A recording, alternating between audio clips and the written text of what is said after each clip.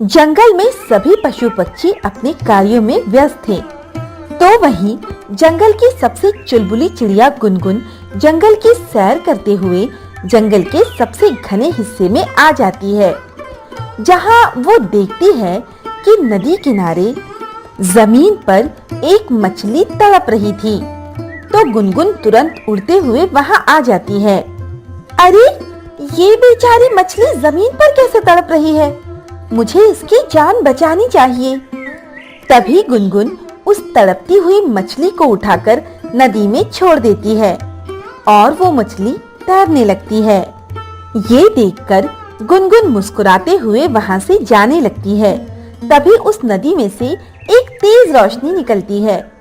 तो गुनगुन चिड़िया पीछे मुड़कर देखती है और उस रोशनी से एक परी निकल कर आती है, जिसे देखकर गुनगुन चिड़िया हैरान रह जाती है। तुम कौन हो और इस जंगल में कैसे आई? डरो नहीं, मैं एक परी हूँ और जिस तड़पती मछली की तुमने मदद की, मैं वही हूँ। गुनगुन, तुम दिल की बहुत अच्छी हो। तुमने मेरी मदद के लिए अपना हाथ बढ़ाया है और मैं इसके बदले में तुम्हें कोई तोहफा देना चाहती हूँ। तोहफा? नहीं, मैं उस मछली को तड़पते हुए नहीं देख पाई, तो मैंने उसे नदी में छोड़ दिया। जैसे हम पंछी बिना पंख के उड़ नहीं पाते, वैसे ही मछली बिना पानी के जिंदा नहीं रह पाती। तुम्हारे विचार बहुत अच्छे हैं गुनगुन। तुम्हारी बातें सुनकर मैं बहुत खुश हूँ। इसीलिए मैं तुम्हें अपनी जादुई शक्तियाँ देना चाहती हूँ। इतना कहकर परी अपनी जादुई छड़ी से एक रोशनी निकालती है, जो गुनगुन में समा जाती है। तभी परी उससे मुस्कुराते हुए कहती है, अब तुम इस शक्ति के कारण साधारण चिड़िया से जादुई चिड़िया बन गई हो गुनगुन। क्या? जादुई चिड़िया? हाँ गुनगुन, अब तुम कोई भी जादू कर सकती हो, लेकिन ध्यान रहे, इस जादू का इस्तेमाल तुम सिर्फ लोगों की भलाई के लिए करना गुनगुन। हाँ, मैं याद रखूंगी। तुम्हारा बहुत बहुत शुक्रिया परी। उसके बाद परी वहां से गायब हो जाती है और गुनगुन चिड़िया भी खुशी से अपने पंखों को फड़फड़ाती हुई उड़ जाती है। ये समय जंगल में ज्यादातर पक्षियों के अंडे देने का समय था, जिसके कारण सभी पक्षी अपने घरों में ही रहा करते थे। एक रोज चुन्नी मुन्नी नाम की कबूतरी आपस में बातें कर रही थी। तुम्हें पता है, कालू कौवे की पत्नी ने 4 अंडे दिए हैं। क्या सच में? मुझे तो इस बात की खबर ही नहीं थी। चलो चलो, उससे मिलकर आते हैं। हाँ, क्यों नहीं। तभी चुन्नी मुन्नी उड़ते हुए वहां से चली जाती हैं, लेकिन उनकी ये बातें कुछ ही दूर पर अपने बिल में बैठी नागिन सुन रही होती है और कहती है, 4 अंडे? ये सुनकर तो मेरे मुंह में पानी ही आ गया है। अब तो बस उन अंडों को किसी भी तरह हासिल करने के बारे में सोचना होगा।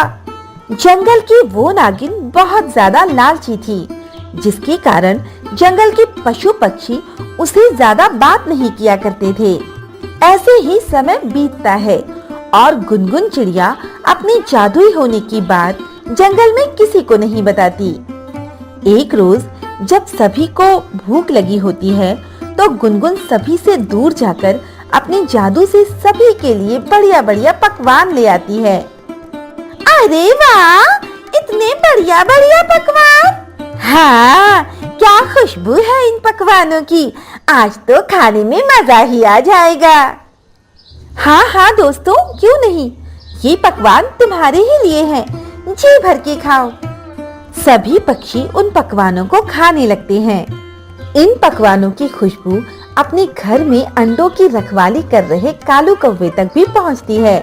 तो वो कहता है, अरे वाह, कितनी अच्छी खुशबू है। लगता है कि जंगल में कहीं पकवान बन रहा है। मुझे जाना चाहिए। वैसे भी काली तो यहाँ सो ही रही है। मुझे चिंता करने की कोई जरूरत नहीं है।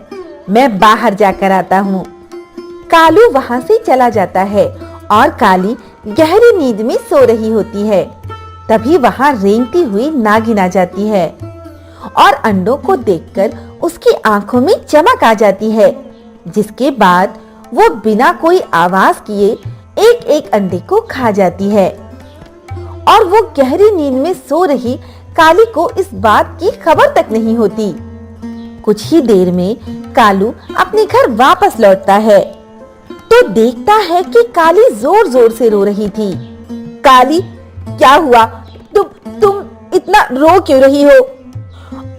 और हमारे अंडे कहाँ हैं? मैं नहीं जानती। मैं जब सोकर उठी तो अंडे यहाँ नहीं थे। तुम तो अंडों की रखवाली कर रहे थे ना, तो फिर कहाँ गए अंडे? मैं तो जरा बाहर चला गया था, लेकिन ये सब क्या हो गया? भला कौन हमारे अंडे चुरा ले गया? कालू और काली अपने अंडों के लापता हो जाने से बहुत दुखी होते हैं और धीरे धीरे ये बात जंगल में सभी को पता चलती है। तो गुनगुन चिड़िया बाकी पक्षियों से बात करते हुए कहती है, कालू और काली के साथ बहुत बुरा हुआ। उनके अंडे ऐसे अचानक लापता कैसे हो सकते हैं? ये तो किसी को भी पता नहीं है, पर वो दोनों बहुत दुखी हैं इस बात को लेकर। गुनगुन, जिसने भी ये काम किया है ना, अच्छा नहीं किया। भला कालू काली ने किसी का क्या बिगाड़ा था? सही कह रहे हो ढोलू, उन बेचारों का भला क्या कसूर? इस घटना की चर्चा पूरे जंगल में फैल जाती है, लेकिन किसी का भी शक नागिन पर नहीं जाता, क्योंकि जंगलवासी उससे कोई मतलब ही नहीं रखते थे। समय बीतता है और अब चुन्नी कबूतरी भी अंडे देती है और उनकी सुरक्षा के लिए हमेशा आसपास ही रहा करती थी। लेकिन एक रोज उसे खाना लेने के लिए अपने अंडों को छोड़कर जाना पड़ता है, लेकिन जाने से पहले वो उसे सूखी घास से ढक कर जाती है। कुछ ही देर बाद जब वो खाना लेकर वापस आती है तो उसके अंडे गायब होते हैं। तो वो जोर जोर से रोने लगती है और वहीं बिल के बाहर बैठी नागिन कहती है, ताजे अंडों को देखकर तो मन में लालच ही आ जाता है और आज तो मेरा पेट ही भर गया। वो नागिन जोर से डकार लेती है, जिसकी आवाज वहां से गुजर रही गुनगुन के कानों में जाती है और वो नागिन को देखते हुए कहती है, लगता है आज तुमने नाश्ता कुछ ज्यादा ही दबाकर कर लिया है नागिन। तुम्हें इससे क्या मतलब गुनगुन चिड़िया, निकलो यहाँ से। तुम क्या कभी प्यार से बात नहीं कर सकती? जा रही हूँ। लगता है मैंने पूछकर ही गलती कर दी। कुछ दूर जाकर गुनगुन जादू से 2-4 पत्थर नागिन के सर पर गिरा देती है। तो नागिन इधर उधर देखते हुए कहती है, किसने मारा पत्थर? किसने मारा मुझे? तभी गुनगुन चिड़िया हंसते हुए वहां से चली जाती है, लेकिन इसे चुन्नी के जोर जोर से रोने की आवाज आती है। मेरे अंडे कहाँ गए? मेरे अंडे, मेरे बच्चे, अब मैं क्या करूंगी? क्या हुआ चुन्नी, तुम इस तरह क्यों रो रही हो? देखो ना गुनगुन, मेरे अंडे नहीं है, उन्हें कौन ले गया? मेरे बच्चे, मैंने कितने सपने देखे थे अपने बच्चों के होने के, लेकिन अब मेरे बच्चे मेरे पास है ही नहीं। चुन्नी के जोर जोर से रोने की आवाज के कारण बाकी सभी पक्षी वहां पर इकट्ठा हो जाते हैं और चुन्नी के साथ जो हुआ उसे जानकर बहुत दुखी होते हैं। लेकिन ये सब होते देखकर गुनगुन चिड़िया मन ही मन कहती है, आखिर जंगल में सभी के अंडे कौन गायब कर रहा है? मुझे पता लगाना ही होगा, वरना आगे भी ऐसा ही होता रहा तो जंगल में आने वाली नई पीढ़ी तो खतरे में पड़ जाएगी। चुन्नी के भी अंडे अचानक से गायब हो जाने के कारण सभी जंगलवासी हैरान थे। किसी को समझ नहीं आ रहा था कि आखिर जंगल में अंडों को गायब करने का काम कर कौन रहा है। कुछ दिनों तक तो जंगल में शांति रहती है और पहाड़ी इलाके से एक चिड़िया जंगल में रहने आती है, तो सभी जंगलवासी उस चिड़िया का मिलकर स्वागत करते हैं और उसे देखकर नागिन कहती है, तुम तो गर्भवती हो ना, यानी कि कुछ दिनों में अंडे देने वाली हो। हाँ, इसीलिए मुझे इस जंगल में रहने की जगह चाहिए। हाँ हाँ, क्यों नहीं, तुम यहाँ बिल्कुल रह सकती हो। ऐसी हालत में हमें तुम्हारी मदद करना चाहिए, इसीलिए हम जरूर करेंगे। बिल्कुल, हम जंगलवासी यहाँ मिलजुल कर रहते हैं और तुम भी हमारे साथ रह सकती हो। सभी पक्षी उस गर्भवती चिड़िया की मदद करते हैं, लेकिन नागिन उसे घूर घूर कर देखने लगती है। और ये बात गुनगुन चिड़िया को बहुत अजीब लगती है। बीतते समय के साथ वो नई चिड़िया 5 अंडे देती है और बहुत खुश होती है। फिर उसकी गैर मौजूदगी में वो नागिन अंडे खाने वहां पहुंच जाती है।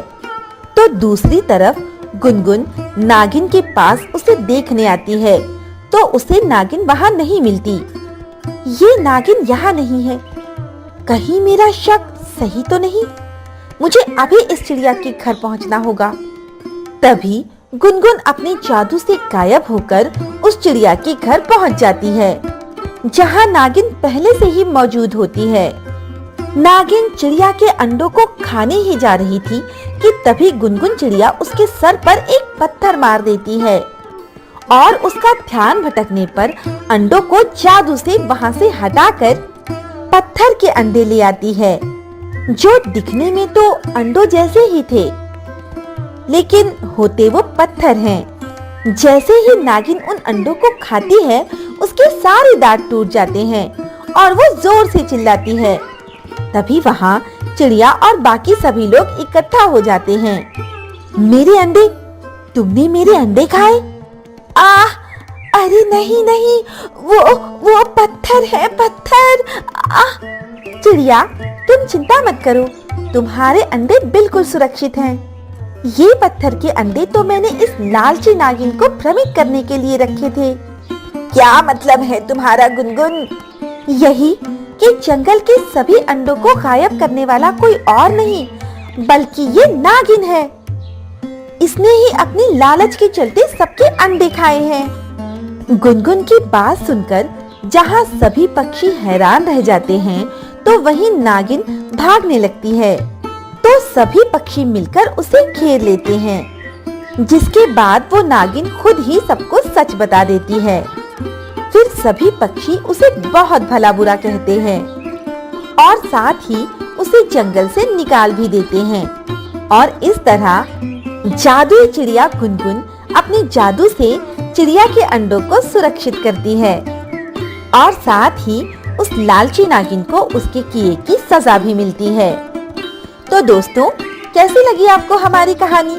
अगर पसंद आई हो तो लाइक, शेयर और सब्सक्राइब करना ना भूलें और ऐसी ही कहानियाँ देखने के लिए बने रहें हमारे चैनल पर।